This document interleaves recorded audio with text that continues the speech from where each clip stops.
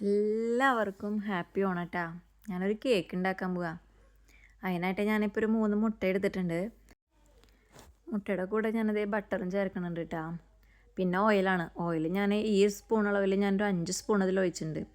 അതുപോലെ ഞാൻ vanilla essence 2 spoon എടുത്തിട്ടുണ്ട് കേട്ടോ. പിന്നെ ഈ ഒരു കറുവപ്പട്ടയുടെ ഈ ഒരു പൊടി ഞാൻ ചെറുതാക്കി ഒന്ന് ഇട്ടിട്ടുണ്ട്. പിന്നെ പഞ്ചസാര. ഇതിൻ്റെ അളവൊക്കെ എന്ന് പറയുകയാണെങ്കിൽ ഞാനൊരു 5-6 സ്പൂൺ അങ്ങനെ എടുത്തിട്ടുള്ളൂ കേട്ടോ. പിന്നെ ഒരു നുള്ളുപ്പ്. എന്നിട്ട് ഞാനൊന്ന് ബീറ്റ് ചെയ്തെടുക്കുന്നുണ്ട്.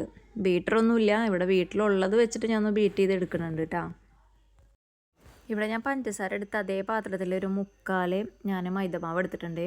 പിന്നെ സോഡാപ്പൊടിയാണ് ചേർക്കുന്നത്. സോഡാപ്പൊടി ഈ ഒരു അളവിൽ ഞാൻ ഒരു 2 സ്പൂൺ ചേർക്കുന്നുണ്ട്. അപ്പോൾ ഈ പൊടികളും ഈ ഒരു കൂട്ടും കൂടിയിട്ട് ഞാൻ നന്നായി മിക്സ് ചെയ്ത് കൊടുക്കുന്നുണ്ട് കേട്ടോ. നന്നായി മിക്സ് ചെയ്ത് ഒരു സൈഡിലേക്ക് മാത്രം ഇങ്ങനെ ഇളക്കി കൊടുക്കുന്നുണ്ട്.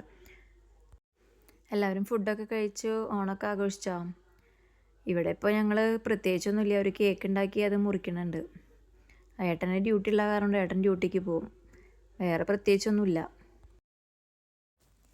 ഇത് ചെയ്തതിന് ശേഷം ഞാൻ ഏത് പാത്രത്തിലാണോ ആക്കാൻ ഉദ്ദേശിക്കുന്നത് അതിൽ ബട്ടർ പരട്ടണം. അപ്പോൾ ഞാൻ ചില്ലിൻ്റെ ഒരു ബൗൾ എടുത്തിട്ടുണ്ട്. അതിൽ ഞാൻ തുടച്ചതിന് ശേഷം അതിൽ ബട്ടർ പരട്ടും. എന്നിട്ട് മൈക്രോ ഓവനിൽ വെച്ചിട്ടാണ് കേട്ടോ അത് കേക്ക് സെറ്റാക്കി എടുക്കണേ.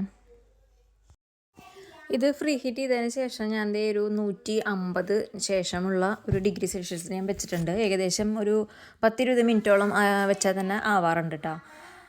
അതിന് ശേഷം ഞാൻ കുറച്ച് മൈദപ്പൊടിയും കുറച്ച് പാലും കുറച്ച് എസൻസും പഞ്ചസാരയും കൂട്ടിയിട്ട് ഇതേമാതിരി ഒന്ന് ഇളക്കിയെടുത്തതിന് ശേഷം ഒന്ന് തീയിൽ വെച്ച് ഒന്ന് ചൂടാക്കി എടുക്കുന്നുണ്ട്. അതിന് ശേഷം ഞാൻ അത് ഫ്രീസറിൽ വെച്ചിട്ടുണ്ട്. അപ്പോൾ ആ സമയം കൊണ്ട് ഫ്രീസറിൽ വെച്ച ഒന്ന് ഇതാവണ സമയം കൊണ്ട് ഞാൻ ബട്ടർ ഒന്ന് കറക്കിയെടുക്കുന്നുണ്ട്. ഇത് ക്രീമിന് വേണ്ടിയിട്ടാണ് കേട്ടോ. ഇനി ഈ ഒരു ബട്ടറും ഈരും ഇതും കൂടിയിട്ട് കൂട്ടും കൂടിയിട്ട് ഒന്നും കൂടി മിക്സ് ചെയ്തെടുക്കുന്നുണ്ട് കേട്ടോ. അതിൽ ആ വാനില ഒഴിച്ചത് കൊണ്ടാണ് അപ്പോൾ ആ ഒരു കളർ കിട്ടിയേക്കണം. ഇപ്പോൾ നമുക്ക് ചോക്ലേറ്റ് ഒക്കെ വേണമെങ്കിൽ ആ ഒരു ഫ്ലേവറിൽ വേണമെന്ന് വെച്ചെങ്കിൽ നമുക്ക് ചോക്കോപ്പൊടി ഇട്ട് കൊടുത്താൽ മതി. കേക്ക് നല്ല രസത്തിൽ സ്പോഞ്ചായി വന്നിട്ടുണ്ട് കേട്ടോ. ഇനി ഗാർണിഷ് ചെയ്ത് എടുക്കുന്നുണ്ട്. പിന്നെ മോളുടെ വക ഹാപ്പി ഓണം എന്നൊക്കെ എഴുതിയിട്ട് അതൊക്കെ സെറ്റാക്കി. അപ്പോൾ ഞങ്ങൾ കേക്ക് മുറിക്കുകയാണ്. അപ്പോൾ ഞങ്ങളുടെ ഓണം ഇങ്ങനെയാണ്. അപ്പോൾ എല്ലാവർക്കും ഹാപ്പി ഓണം ഒരിക്കൽ കൂടി കേട്ടോ.